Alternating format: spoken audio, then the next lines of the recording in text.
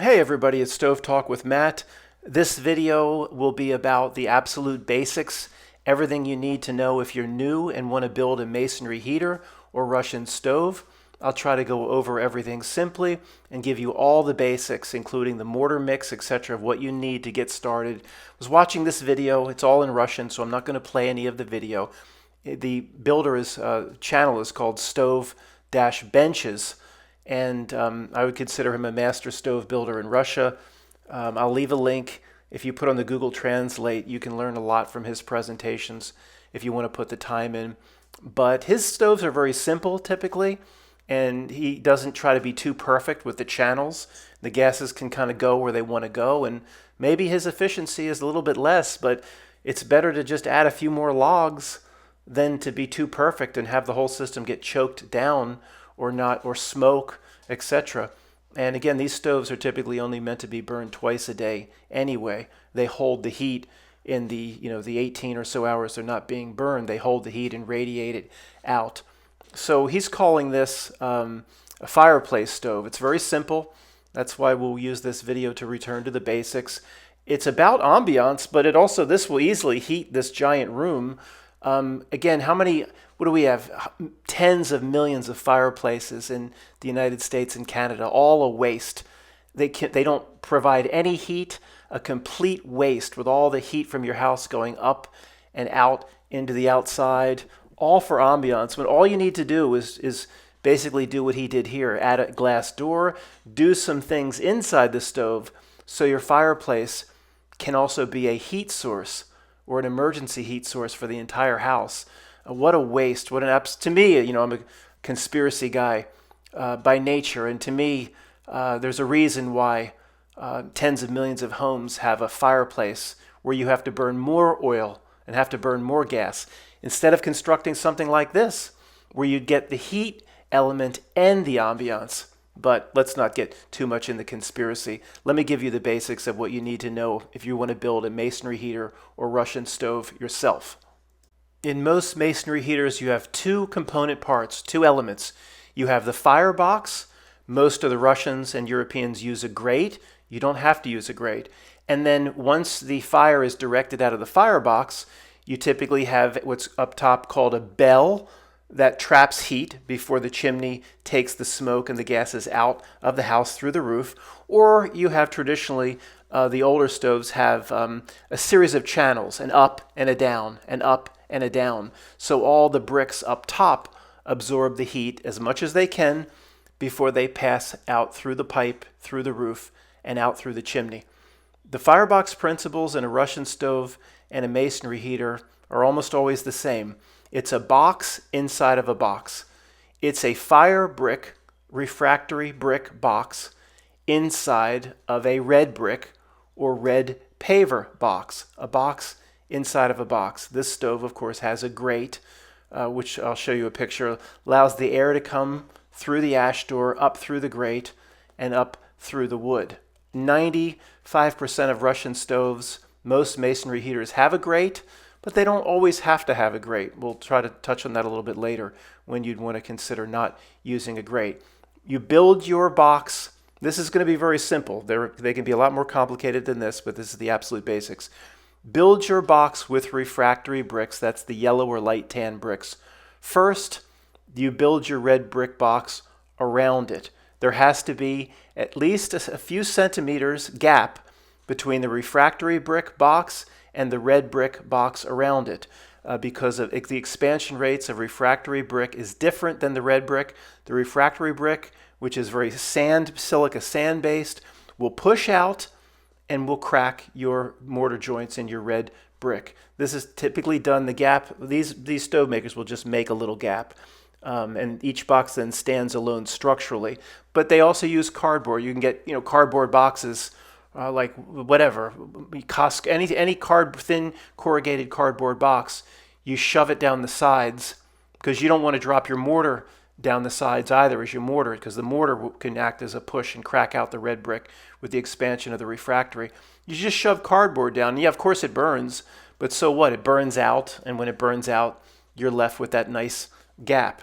Let's talk about binder or mortar for each type of brick, the yellow or tannish refractory brick versus the red brick. For the fire brick, if you at all possible, use the high temperature mortar that's for the fire brick. The last one I used was called Tenon. It's about $40 a bag, but your joints are so small for fire brick, you might only have to buy one bag.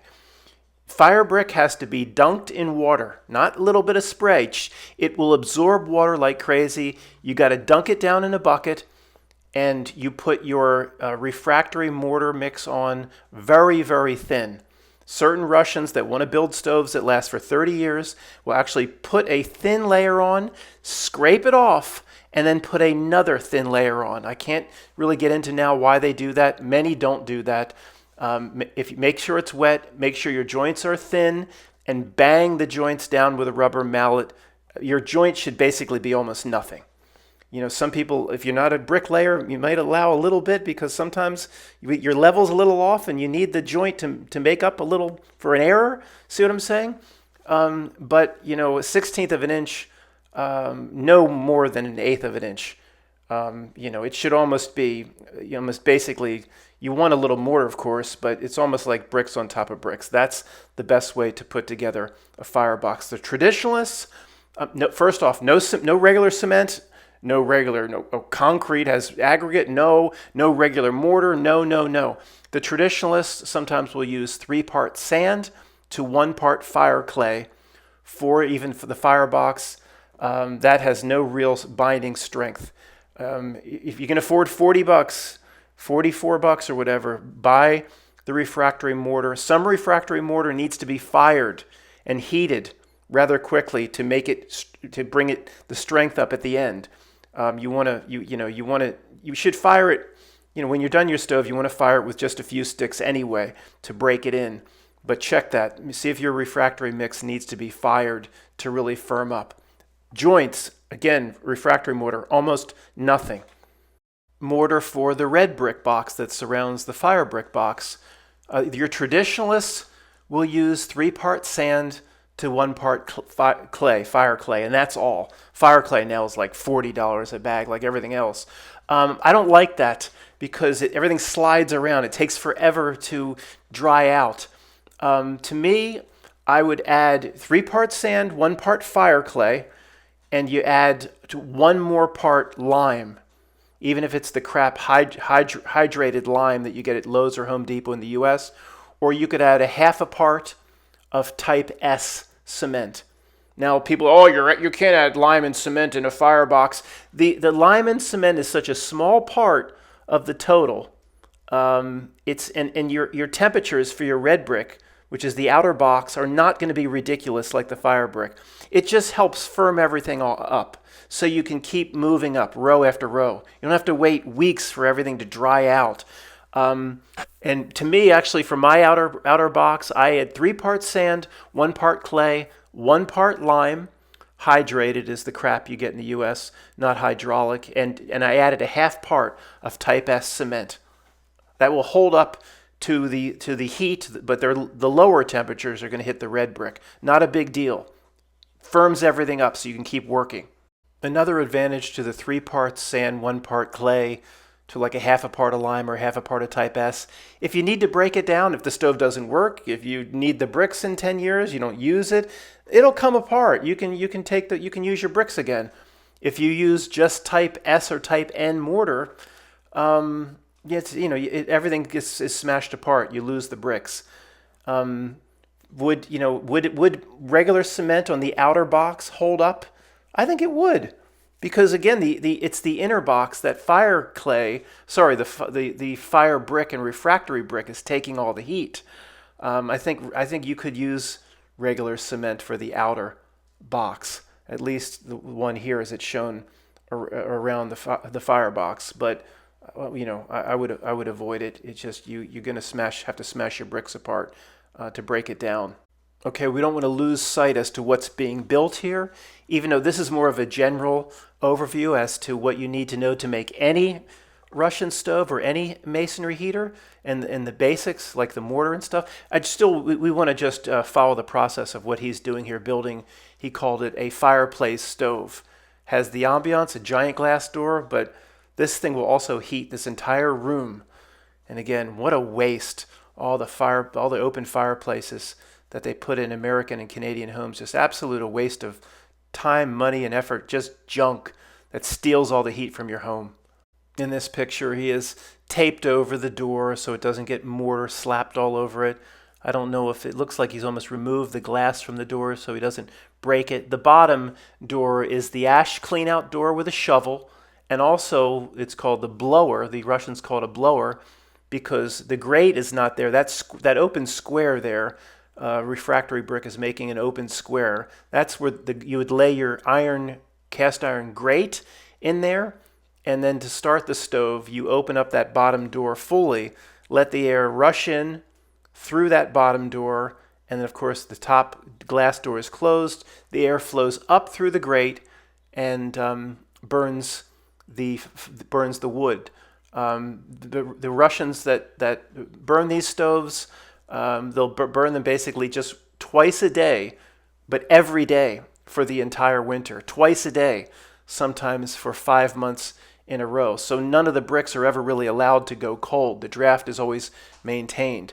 And in a big firebox like this, if you were using it for heat, I mean, you'd build, maybe you do a top-down light sticks and bigger sticks, then bigger sticks and logs at the bottom. And it would, you'd rage it up for just an hour and a half, 4 or 5 logs. And that's it. Once it goes out, it goes out. If you're using it for heat, not for ambiance. And all the bricks then, it takes a while for the bricks to radiate out their heat. Can take an hour and a half for all the bricks to radiate out their heat, but it'll continue to radiate out for 8 to 10 more hours, and then you light it at night. Then the bricks will radiate their heat out all night long. Then you light it in the morning, and you light it at night, twice a day for 6 months straight. These stoves are not for quick heat. It takes an hour and a half, some designs 2 hours for the heat to radiate out. 30 to 40 minutes into burning these brick stoves with the box inside of a box, you touch them ice cold on the outside. It's not for a garage, it's not for quick heat, it's not for workshops, and it is really pointless to light them once. It is to, even if you live like in Virginia or something, or we're going to get a cold snap for 2 weeks, light it, fine, get it going, light it every day for that 2-week cold snap. That's how it's to be used. No quick heat here with any of these designs. This picture goes back in time a bit. The firebox of refractory brick or fire brick hasn't even started to be constructed yet. Just constructing the red brick frame and your base on your slab of concrete here. Your base would be red brick. You build a frame. Once you have a frame ready like this, then you can start building your fire brick box inside the frame of your red brick box. You can build them at the same time. You can actually do it the other way. It depends on the type of stove you're making. But in this case, he's building the frame of red brick up first. The ash pit door is there. That slit that's closest to us is there because that ash pit door opens up. That allows, when the fire is burning in the morning and at night, that ash pit door is fully open. Or you can eventually, as you get to know your stove, close it off a bit, allowing all the air to come up. The grate, of course, is not shown. He hasn't even started to build the fire brick firebox yet. That slit closest to us or closest to the ash door is so air can come up and funnel over the glass. A glass door is going to sit on top of this. That slit allows airflow that helps keep the glass clean. However, in many cases, if you rage these things at 1200 degrees Fahrenheit and the glass initially gets a little black, usually the heat is so tremendous in the firebox that if the door gets black initially, it will burn itself off and the glass is clean by the end. Probably doesn't even need the slit, but it's not a bad idea to wash the glass. Again, this is the base. There is no fire brick here whatsoever. Okay, let's get back to the construction and we'll look at where he is in the process. You actually have, when I said a box inside of a box, you had that happening twice. The firebox of fire brick is inside a red brick box. That's a box inside of a box. But you have actually you have a box on top of a box. You have a firebox of which he's closed it off here. He's going to allow the gases in the flame. Just, it looks like a tiny little slit, but it's actually bigger than you would think. It's going to go into the upper chamber. And what these stove masters do in the upper chamber, the sky's the limit. You can have one big open box, which is called a bell. People are in love with their stratification, which people get wrong, in my opinion. We're not going to get into that now. There's a little bit of stratification going on, but not like people bow down before it, not like people think. But anyway, the box on top can be a giant bell, just a big red box with nothing inside. I think too many people do that. But, the old Dutch stove makers or Finnish stove makers will have a channels up top. They'll wind the gases up, down before they go out. As long as they have 120 degrees Celsius to 150 degrees Celsius, they'll have the energy to carry up through the attic and out. If they're wound around, the gases are wound around too much, and they drop below 120 degrees Celsius, they don't have the energy to get out of your house. The whole thing's built for nothing. Unless you're a master Russian stove builder like this guy, don't try to be too perfect. He doesn't even try to be too perfect. So what if the gases are too hot as they go up through your attic?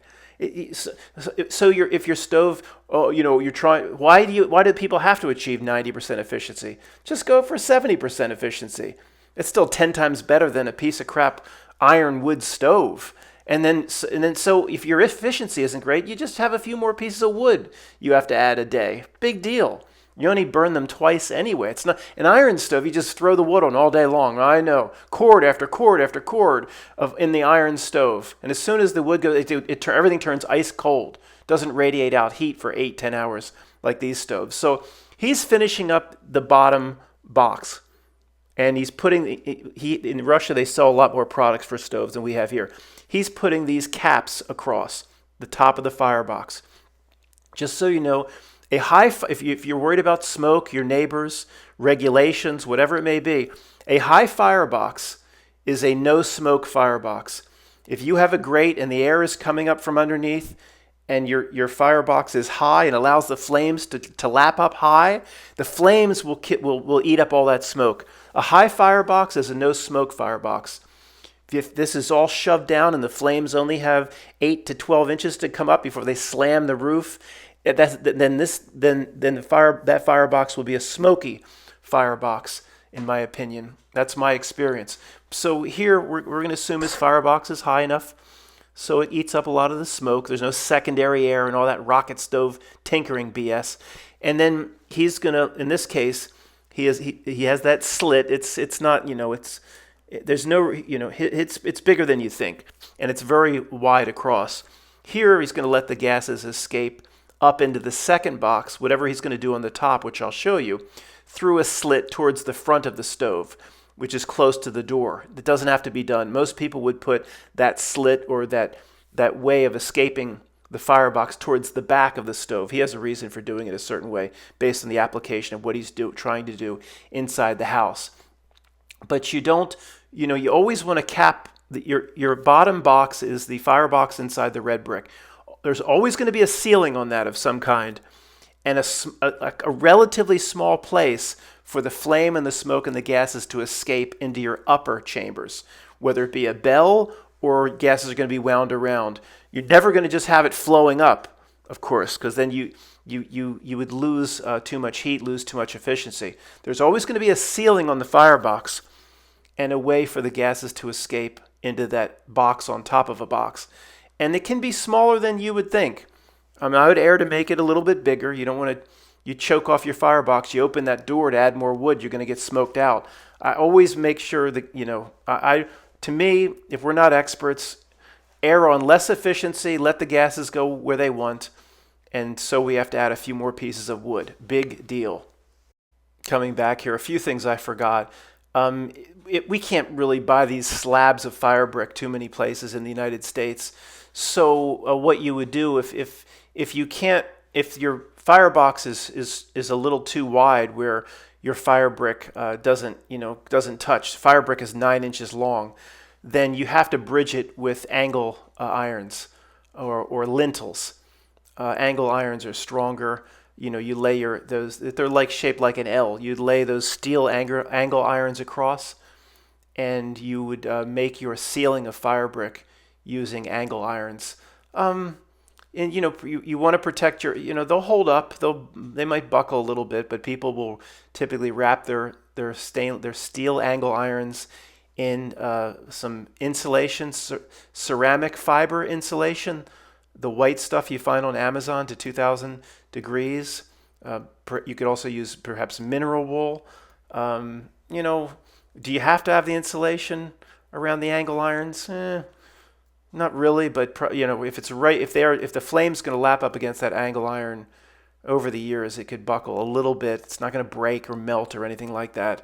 But you want to try to wrap it the best you can with it. You could wrap it with the white ceramic fiber insulation. It comes in these rolls. It's expensive, but it's good to like 2,500 degrees. Then you could use a real high quality stainless steel wire. You could wrap wire around the insulation to protect your angle irons. I don't know. Just keep that in mind. I don't know anywhere you could buy these slabs to make the ceiling. You have to construct your ceiling of fire brick across the top. He's eventually then going to start stacking red brick on top of this fire brick slabs. I don't know if I have a picture of that.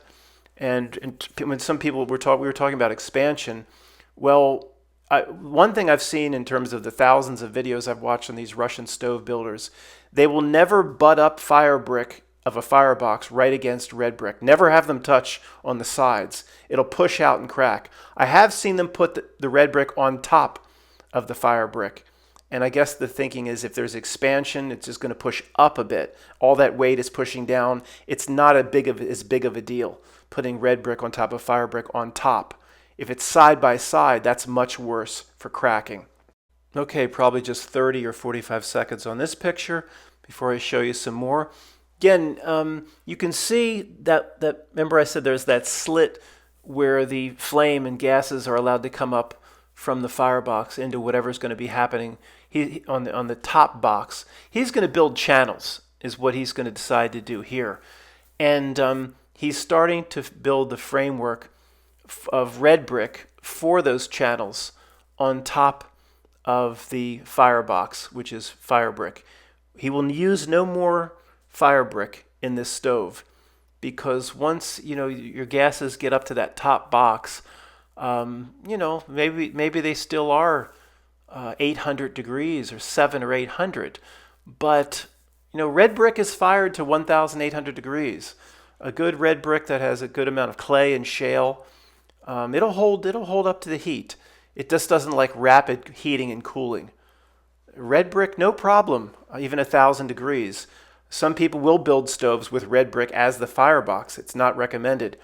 If you do that, you have to heat it up very slowly, cool it down slowly. It'll hold up to the heat. It doesn't like, to go from ice cold, 25 degrees below freezing. You put in 5 pieces of oak and light it up, and within 1 minute, it's 1,200 degrees. Does not like that. If you use only red brick, you want to use pavers because pavers are symmetrical. Regular red brick is not. You could build this stove without fire brick, heat it up very, very slowly. And also, in the old days in Russia, the reason the red brick only stoves lasted, they were just, they had higher degree probably of clay than of shale, but they would stay warm. They weren't ever allowed to go cold. They were burned twice a day for 6 months straight. So the bricks, when on the relight, the bricks were never below, say, 80 degrees, 70 or 80 degrees. There is no rapid heating and cooling if you burn every day. That's why the old timers were able to use red brick. Let me use a different program to show, so you can see the pointer here. Let me jump to the end to show you what he's constructed on that top box here. It's very intricate. It's very intricate for this guy. Usually does things much simpler. So remember, the door. I believe the door was here on this side.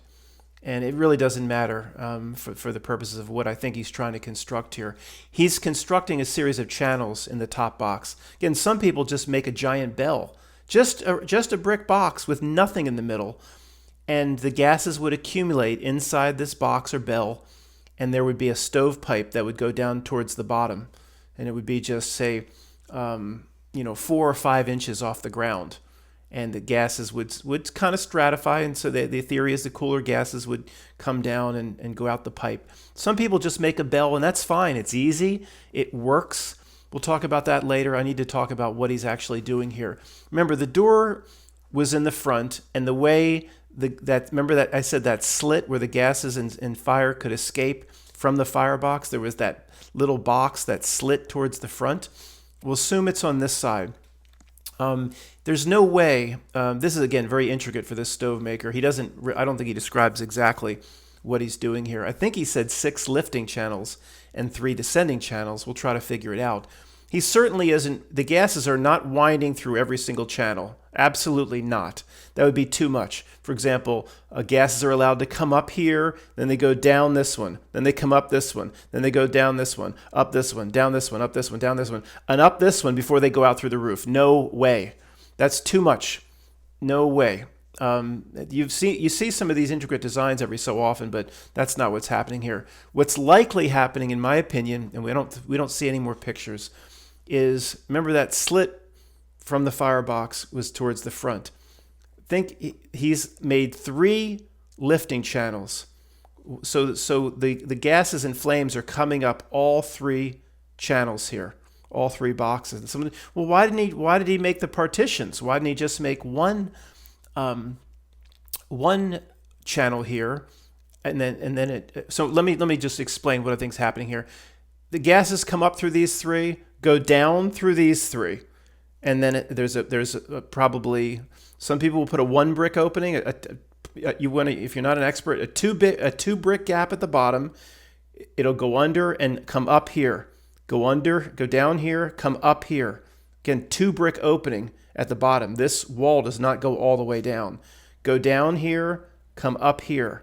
2 brick opening at the bottom.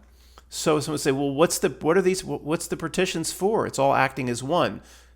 Comes up these 3, down these 3, up these 3, out. There might be a few more pictures that they'll tell us exactly what he's doing. Because remember, one of the main concepts in these stoves is mass, weight.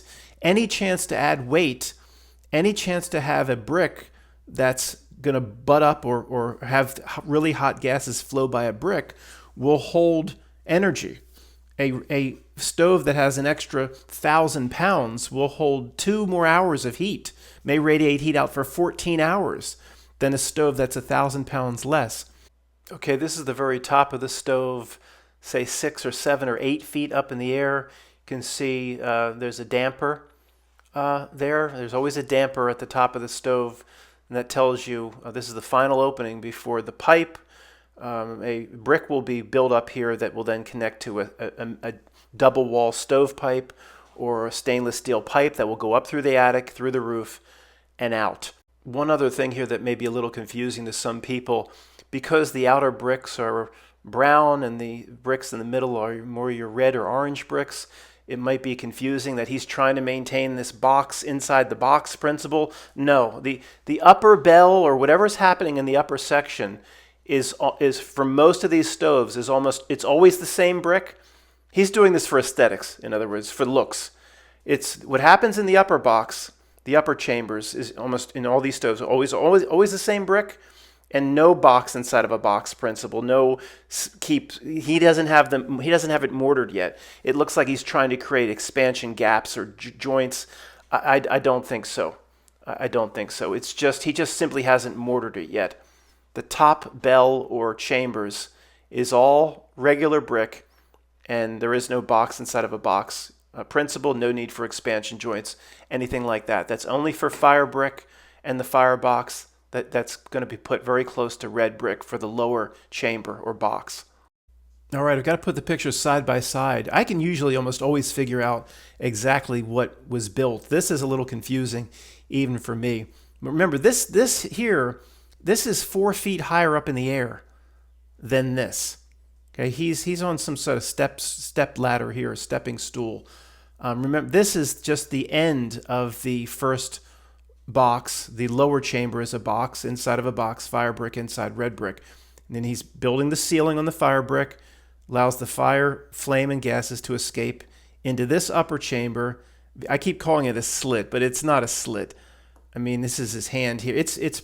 This guy doesn't ever choke the gases off. And even though it appears kind of thin, it's probably 3 inches wide, and it is, it's a good 14 inches across. It's a lot of room for the gases to escape from the firebox into the upper chamber. The very minimum, like a lot of Kuznetsov stoves and other designs, will allow it at least, very minimum, at least one full fire brick to have the gases escape from the firebox into the upper bell or upper chamber. One brick opening. To me, that's not enough. I don't like choking. I like opening the door and adding wood and not being smoked out. I'd rather lose efficiency, have the gases flow through. So to me, this guy knows more than me, of course, but this is a little tight, a little thin, but it's very wide across. Anyway, okay. So just remember, place this up box on top of this to figure out what's going on. So again, when we saw that other picture, the damper, all this was covered up with brick, except the damper was here, and this is where the opening was, which means this is the final connection to the pipe that leads through the attic and out the chimney. Out allows the gases and smoke to get out of the house. But it's coming up all the way across. So that tells us the first 3 boxes here is all these gases and flame is shooting up all 3 boxes. So you can see here it is. This is just on top. So again, I thought, remember I said before, I thought there's no way it goes up this one, down this one, up this one, down this one, up. There's just too many ups and downs. The thing would back up. So it's hard to determine exactly how he's doing this, but all the flames shooting up all the way across. You put this on top of this. So flames and gases are shooting up this, shooting up this, shooting up this. So if that's the case, the only reason the partitions are here is to add mass and to add weight and to have more bricks touch hot gases, so more bricks heat up. So I would think that then all 3 of the middle channels are descending channels. So up, down, up, and remember the out was here. So it's possible, all 3 go up, and then he kind of, it gets more narrow. It goes down here, up, remember, 2 brick opening at the bottom, up here, down this one, over, 2 brick opening at the bottom, up this one, down this one, again, 2 brick openings at the bottom, up this one and out, because this is where the damper is. That's still down, up, down, too much. I don't know. I mean, this guy knows more than me, but if we were building this ourselves and we're amateurs, there'd be no reason for these cross partitions. This would be an easy stove to build, and it would be very effective. You'd have this whole rectangle would be a big uplifting channel. Because remember, this is where the gases come, so it has to come up here. Then these 3 would be downs. I would, if I was building this, I wouldn't put the cross partitions. I would make this one big long and thin down channel, and I have this one long thin up channel. And even though when the gases escape through the attic and through the roof, it gets thinner. Use 6-inch stovepipe is fine. Some people will opt for 7-inch or 8-inch.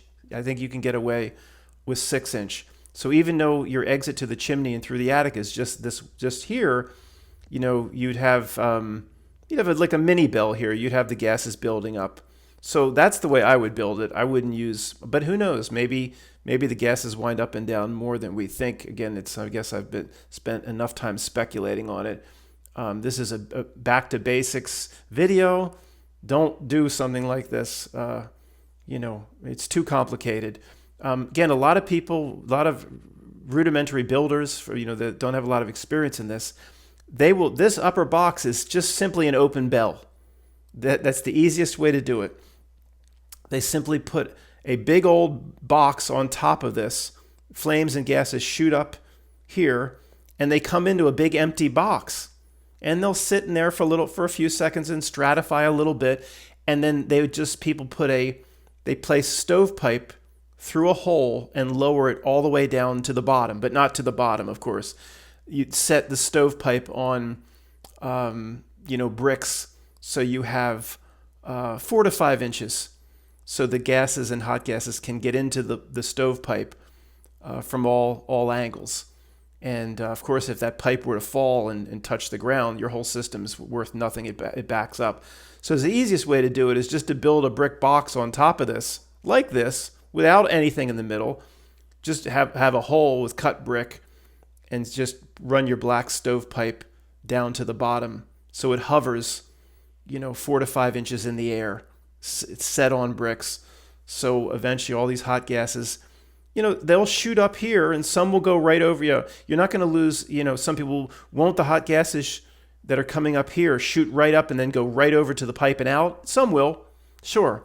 But everything's coming up here with such speed, it wants to go up in the air. And the concept of stratification and all that, it will radiate a ton of heat. And eventually, again, like I said, I don't believe in this perfect stratification that the internet buys into on this, but whatever. It'll get hot and it'll work. So let me go back to the other program. Okay, we'll return to the original image for the summary.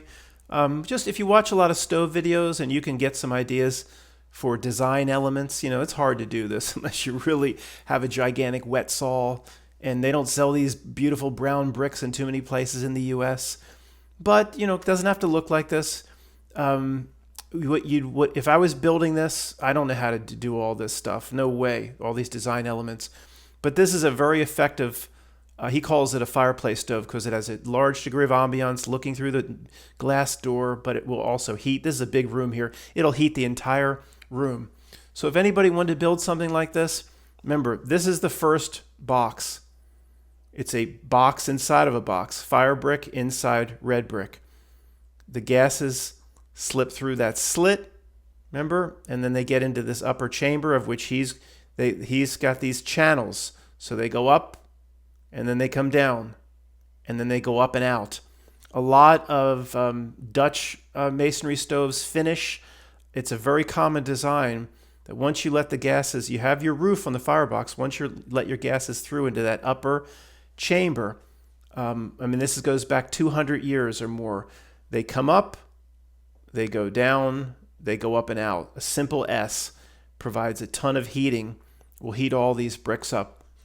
Just firing this thing up with 4 or 5, oak logs twice a day in the morning, then at night. For even the simpler approach, you just make this top box a completely empty, hollow bell.